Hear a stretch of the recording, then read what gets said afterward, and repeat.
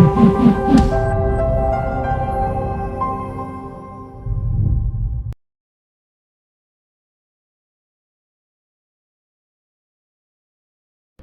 real estate nerds, this is Alex Yoder with Pro Tip Tuesday, my favorite day of the week, coming at you from my vehicle in this 30-degree weather.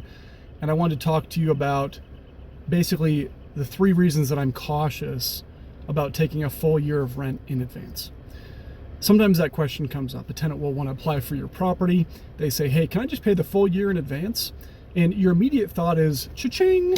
But there's some concerns with that you should be aware of and that you should be fully informed of before you decide if you want to do that. First of all, the biggest thing is that it is a red flag. The biggest concern is that it is a red flag. Normally, not always, but normally when people ask that question, they're trying to avoid you looking at their background, doing a background check, doing a credit and sort of collection history check. There are many other problems that can occur other than non-payment in a tenancy situation. Rent payment is not the only concern. So if you're going to do that, make sure you still thoroughly screen these people under your normal criteria. The second thing is there are some tax implications.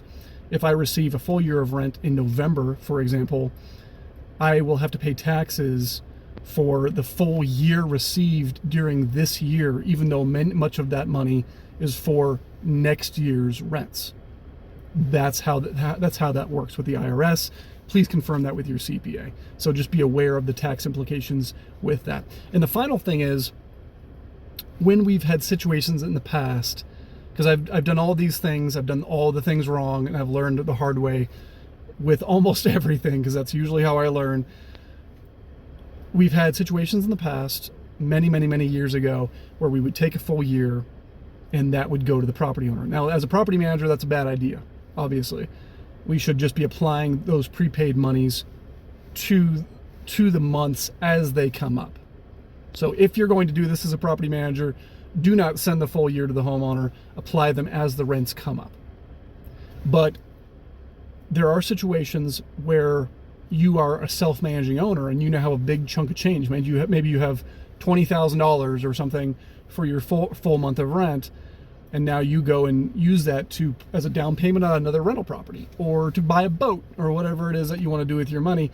And now your tenant breaks lease, and you're in a situation where you have to re-rent to a new tenant, and you do, but that new tenant is paying monthly, and that big chunk of money that you have, or a good portion of it, has to now be given back to the previous tenant, because you cannot charge 2 tenants for rent for the same period of time.